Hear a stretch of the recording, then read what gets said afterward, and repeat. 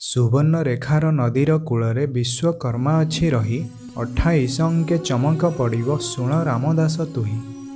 नमस्ते दोस्तों, आप सभी को रहस्यमय उड़ीसा यूट्यूब चैनल पर स्वागत करते हैं। इस कथा को पूरा सुनने के लिए आप हमारे साथ वीडियो के अंत तक जुड़े रहिए। देवशिल्पी विश्वकर्मा, आप सभी को उनके बारे में कुछ न कुछ जानकारी अवश्य होगा। भगवान श्री नारायण के अंश के स्वरूप हैं देवशिल्पी विश्वकर्मा जी, जो समस्त स्वर्गलोक का निर्माण किए थे और त्रेता युग में रावण के कहने पर स्वर्ण लंका का निर्माण किए थे। और वही विश्वकर्मा जी द्वापर युग में भगवान श्री कृष्ण के कहने पर द्वारकापुरी का निर्माण किए थे। महापुरुष श्री श्री अच्युतानंद जी कहते हैं, सुवर्ण रेखार नदीर कूଳରେ विश्वकर्मा अच्छी रही 28 अंके चमक पड़िବ सुण रामदास तुही। सुवर्ण रेखा नदी के पास भगवान श्री नारायण के अंश स्वरूप श्री विश्वकर्मा जी का जन्म हुआ है। महापुरुष श्री श्री अच्युतानंद जी अपनी परम शिष्य श्री रामदास जी से कहते हैं कि हे राम, 28 अंक यानी 28 अंक में कुछ ऐसा घटना होने वाला है जो कि पूरे विश्व में फैल जाएगा। देवशिल्पी विश्वकर्मा जी के बारे में मालिका में और भी बहुत कुछ तथ्य मिलता है, जैसे कि जब अनंत युग का प्रारंभ होगा तब भगवान श्री अनंत किशोर के आज्ञा पर देवशिल्पी श्री विश्वकर्मा जी इसी धरती को स्वर्गलोक जैसा बना देंगे। अनंत युग में सिर्फ पृथ्वी में नहीं बल्कि पूरे ब्रह्मांड में परिवर्तन दिखने को मिलेगा, जैसे कि समस्त ग्रह नक्षत्रों का परिवर्तन होगा और सूर्य पूर्व दिशा को छोड़कर पश्चिम दिशा में उदय होंगे। इसी पृथ्वी लोक का वातावरण स्वर्गलोक जैसे बन जाएगा और पाताल का राजा बलि स्वर्गलोक में इंद्र पद में बैठेंगे, क्योंकि भगवान का वामन अवतार के समय उन्हें यह वरदान मिला था कि सावाणी मनवंतर के समय उन्हें इंद्र पद का प्राप्त होगा। हमने आपको पहले भी कई बार बता चुके हैं कि अनंत युग में सत्य का 5 पाद रहेगा: सत्य, शांति, दया, क्षमा और मैत्री। जबकि सत्य युग में सत्य का 4 पाद था: सत्य, शांति, दया और क्षमा।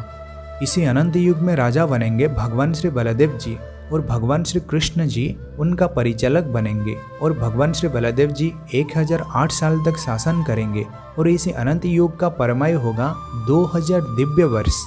इसी अनंत युग को भगवान अपने भक्तों के लिए ही रखा है। जो सुख और शांति उन्हें सत्य, त्रेता, द्वापर और कलयुग में नहीं मिला है, वही सभी सुख और शांति को भगवान इसी अनंत युग में प्रदान करेंगे। इसके ऊपर मालिका में एक बहुत ही सुंदर पंक्ति लिखा गया है: बलदेव हेवे राजा कान्हू परिचार, बसिव सुधर्मा सभा जाजनग्र ठार, बीणाबाई नारद जे मिलिवे छामुरे, वेद पढ़ु थिवे ब्रह्मा अच्युत आगरे। यानी अनंत युग में भगवान श्री बलदेव जी राजा बनेंगे, कान्हू यानी भगवान श्री कृष्ण उनका परिचालक के रूप में रहेंगे। महापुरुष कहते हैं कि जाजपुर में एक सुधर्मा सभा होगा और इसी सुधर्मा सभा में समस्त देवी देवता उपस्थित होंगे। देवराज इंद्र की सभा को सुधर्मा सभा कहते हैं, लेकिन मालिका के अनुसार समस्त देवी देवता मनुष्य के रूप में इसी पृथ्वी पृष्ठ में जन्म लिए हैं। इसीलिए सुधर्मा सभा स्वर्ग में ना होकर इसी धरती में होगा और इसी धरती का वातावरण स्वर्ग जैसा बन जाएगा। भगवान श्री कृष्ण बलराम के सामने देवर्षि नारद नृत्य करेंगे और भगवान श्री ब्रह्मदेव वेद शास्त्र का उच्चारण करेंगे।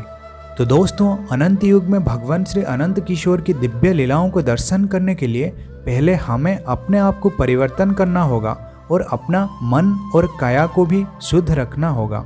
इसीलिए कल का वीडियो में भी हमने आपको कहा था कि इसी शरीर को और मन को शुद्ध और पवित्र रखने के लिए पहले आपको वेजिटेरियन बनना पड़ेगा, नॉनवेज पूरी तरह से छोड़ना पड़ेगा।